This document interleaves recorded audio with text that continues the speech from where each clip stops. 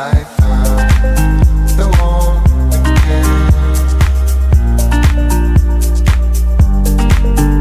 I found the one again.